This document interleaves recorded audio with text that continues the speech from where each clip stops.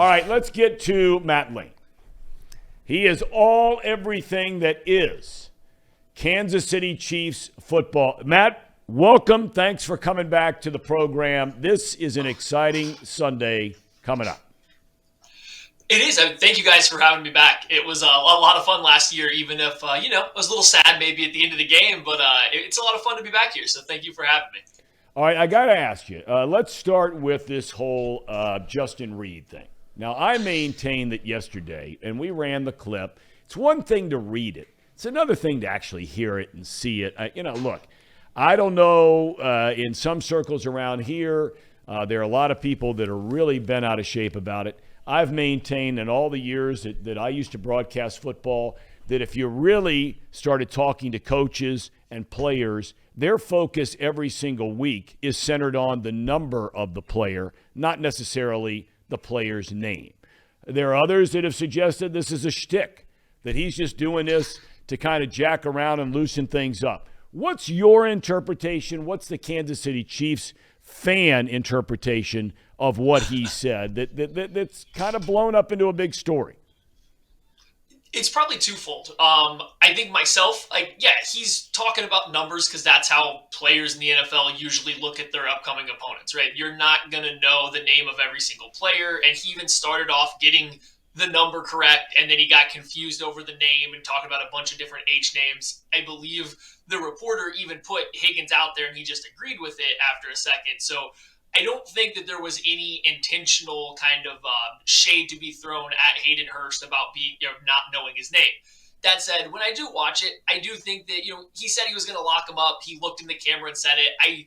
I think that he was trying probably to lighten up the Chiefs team a little bit. It sounds like the Chiefs are they're getting up for this game. This is a game that they've been thinking about for a while. They're ready for it. So I do wonder if he was trying to kind of, he wasn't here last year saying, I'm new, I'm here to help, let me lighten the mood a little bit with a little light trash talk back and forth. And it just came across a lot worse when he got the name wrong beforehand. Yeah, but I will tell you one thing, and of course Hayden Hurst is brand new to Cincinnati, so a lot of people around here are seeing him or really paying attention to him for the first time. He made the comment yesterday. He's like, I'm like an elephant. I have a long memory. And from what we've seen from Hayden Hurst, I tell you what, it may not add up to a hill of beans, but I don't want that cat looking out for me. I can promise you that, because I don't know if you saw that block he delivered last week in that Tennessee game. He decleated Bud Dupree, unlike any hit I've seen in a long, long time. And if Reed was suggesting that it is Hurst who is not a good blocker, boy, he better have that head on a swivel. I can promise you that. Yeah, I remember Hayden Hurst playing at South Carolina. And he had a handful of those plays back in college where he absolutely leveled some defensive ends. So, yeah, I thought that was a little off to say that he's not much of a blocker. He's a bigger tight end still, especially in today's NFL, and he will absolutely hit somebody. So that was an interesting remark. And especially for Reed, Justin Reed came to the Chiefs. He's been a great leader. He's been phenomenal for that secondary, but I wouldn't say that he's playing at a level that, he's a guy that I want to be sparking up a lot of trash talk ahead of a game where the secondary is definitely going to be tested. So it's going to be interesting to watch. I think he was trying to, like you said earlier, lighten the mood a little bit. I think the Chiefs are very intent this week on being up for this game, being a little bit more aggressive, especially seeing how those games ended last year. And I think he's just trying to add a little bit more fun back into it because they're probably taking it a little bit more serious than they do week to week.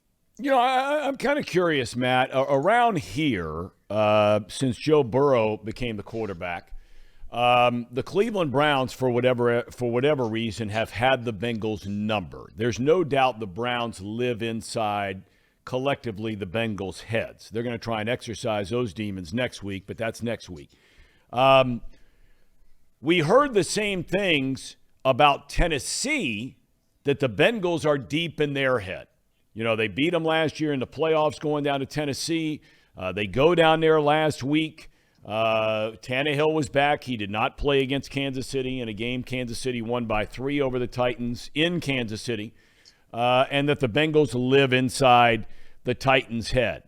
I don't know if 2 games is enough to feel that way for Kansas City. But if I hear you right, There certainly is a lot of motivation in this game for the Chiefs playing against the Bengals. Is that fair to say?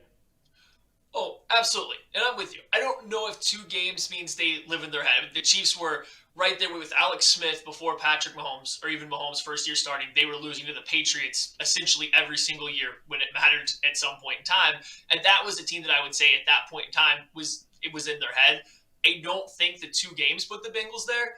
But if you come out of this Sunday and there's another loss, especially if it goes down essentially the same way where you can't hold on to a lead late in the game, then I think you're squarely at that point. And that's what's makes me nervous as a Chiefs fan, is it seems like the Chiefs have gone out of their way to make sure that they are letting it be known that this game matters to them. So what happens if they do fall short in this particular one? Now you've kind of set yourself up that there's a boogeyman that plays in the AFC for you, and it's the Cincinnati Bengals, which it's fine to be up for this game, but I don't think you ever want to set yourself up as we have to beat this team in the regular season or it's not good. And I feel like the Chiefs are getting close to that point at this point in time. That is a really interesting point. Is Kansas City better than a year ago? You know, when people on our show start talking about last year, I got to a point where I'm just like, look, I'm tired of hearing those 2 words. But now I'm going to do the same thing to you. Everybody knows about Tyreek Hill leaves, although, I think Juju is just a phenomenal player. He may not be Tyreek Hill, but, I mean, the guy's a stud. And they brought in other pieces to that whole thing. All in all, is Kansas City, in your estimation, a better team than the one that lost the AFC Championship a year ago? Yes. Overall, yes. They're not as dangerous. Losing Tyreek Hill, you lose a certain level of potential danger on any given play where he can take, the ball 99 yards for a touchdown. So they're not as dangerous on terms of like a big play. But overall, from start to finish of the game, I do think they're better. I think their offense has adapted to the way teams have played them. I think they have found their weaknesses that were exploited a little bit last year. They've added pieces like a Juju Smith-Schuster, who's a prime example of this, that helps fill some of the voids that were available that they couldn't do last year when teams played, dropping a bunch of guys in coverage, just keeping everything in front. I think they have found out what their weaknesses are on offense. They're going to be a more consistent offense this year as things keep going on throughout the playoffs. So I do think they're a little better. And it seems like if the last 3 years are any indication, the defense should be peaking right as they hit playoff time, because that's kind of what they've done under Steve Spagnuolo. So as long as it keeps trending that direction, they should be a more formidable or more complete opponent than they were last year. Talk to me about the Kansas City pass rush. I know that the Chiefs love to blitz. They blitz as much, if not more, than any team in the National Football League. That's an area where Joe Burrow, in a short amount of time, has really taken advantage of teams that blitz against him and this offense. Walk us through how you see this Kansas City defense. What are they this year? Because I know they're not taking it away a lot. Yeah, no, they're, I think, last in the NFL in terms of forcing takeaways, and which has put their overall turnover margin at the bottom third of the league. So it's not that. Steve Spagnuolo is always going to be aggressive. There's always going to be a lot of blitzing. He's going to mix in. He's going to bring cover zero blitzes. He's going to bring corners off the edge. Like, he's going to blitz. The thing is, the past couple weeks, the Chiefs pass rush, their 4-man pass rush, the defensive line's been getting after it a little bit. And getting Frank Clark back from a suspension, while he hasn't been great for the Chiefs, he's been a big help. So the 4-man pass rush is improving.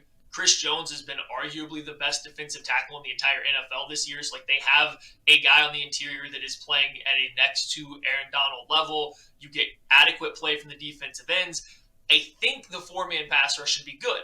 The issue was going into the playoff game last year against the Bengals, you saw what the Titans 4-man pass rush. You saw what every other pass rush was doing, and then the Chiefs ran out there, and they couldn't get near that much pressure. And they were kind of forced into blitzing Joe Burrow because they couldn't cover long enough to keep those good receivers under wraps. They had to try to get pressure by blitzing. That wasn't working very well, as we all saw. So I don't think they will blitz as much this game. But I mean, it's Steve Spagnuolo. There's going to be times where he's going to send the house and just hope that he catches the quarterback off guard, because that's kind of what he does. The run game for the Chiefs, I know there have been guys that have been nicked up and in and out and that whole kind of thing. where is the run game at this point in time? I mean, around here, you get wrapped up, and I'm sure Kansas City's in the exact same boat. When you have quarterbacks like Mahomes and Burrow and all the weapons these guys have had offensively at the skill positions, the easiest thing in the world is just to fall in love with passing the ball all the time. And clearly the Chiefs are on that kind of run right now where Mahomes going for 315, 320 every single game. But do you think that the run game is something they need to do more of? Are they going to get better in the run game? Or are they just saying, you know what, we'll do it every now and again, but we're going to live and die on Mahomes' arm? So since their bye week 4 games ago, so 4 weeks ago, they've come out and they've changed their run game a little bit. Rookie Isaiah Pacheco has taken over as the starting running back, and that seems to have helped, and it's helped lead to this. Coming out of the bye week, they've run a lot more gap scheme stuff, so a lot more power runs, a lot more counter runs, and that seems to fit a lot better with the personnel they have, whether running back or the offensive line. So the past 3 games, they've had 27 or more carries in every single game, went over 100 yards. They're never going to be a smash-mouth football team, but getting to know some random arbitrary numbers that we could pick out, just the ability to run the ball on a somewhat consistent level, even as an off-speed pitch to take all of the pressure off the passing game, I think is beneficial. And it looks like they're finding a way to work that in. They've gotten away from running inside zone off their RPOs is the majority of what they did to start the year or last year, and it just simply was never effective for them. It seems like this year they've adjusted their run game to be more beneficial for the players they have. In the past couple weeks out of the bye week, it's been a little bit better. So I don't know if it will ever take over a game, but it might be able to pull teams out of playing so much dime or light nickel personnel, which at the end of the day, that's what Andy Reid wants, is to get defenses into a little bit heavier personnel so they can take advantage of more mismatches in space. All right. I know you're not in Kansas City. Are you coming to Cincinnati for the game or no? Oh, I wish I was, but no, I can't swing it with the holidays coming up this year. I get it. One other thing, before I'm going to ask your prediction on this game, I noticed the other day you also cover college football to a great extent, lesser extent, whatever it might be. I have family ties to the TCU Horned Frogs. Go Frogs! Go Frogs! Go Frogs. But wait a minute now. You can't do that. You were writing something about Kansas State the other day, right? Oh, no. I am fully supporting TCU this year. I have no college football allegiance. So at KCSN, we do cover all the local college teams to Kansas City, right? So the Missouri Tigers, Kansas Jayhawks, Kansas State Wildcats. We have all that coverage there. But me personally, I don't have a college team allegiant. So every year, I just start watching college football because I love it. And halfway through the year, I just find the team that I'm rooting for the most, the team I'm having the most fun watching that year. And this year, since like week 3 or 4, it's been the TCU Horned Frog. So I have been on the Horned Frog bandwagon all season. We'll see if it continues beyond this year, if it's just a one-year thing for me. But I'm getting a lot of elbow ribbing from, coworkers and stuff that are K-State Wildcat fans. But I am full on with the Frogs this year. All right. Well, we're rooting for them tomorrow. That'll be at noon against Kansas State. Kansas State is really they are playing good football, and they're one of the hottest teams in the country. I think of all the championship games that are going to be played this weekend, that potentially could be the best one. It's certainly the best matchup on paper going in of all of the championship games. All right. Bengalis v. Kansas City Chiefs. Your prediction, if any, Matt Lane. Let's hear it. Okay, so we might avoid the actual score. I don't know. We'll see where we get to the end of this. But we saw in the first 2 games, right? The Chiefs, you can look back and say the Chiefs can find success against this Bengals team when you go back and look at both first halves. The Chiefs were, I don't want to say dominant, but jumped out to early, comfortable leads both games. They showed they can move the ball. They can slow down the Bengals offense a little bit to start each game. The problem is the Bengals just keep coming. They made better adjustments than the Chiefs both times, and they made better situational decisions, clutch plays, whatever you want to call it. So that's always going to be lingering there in the back.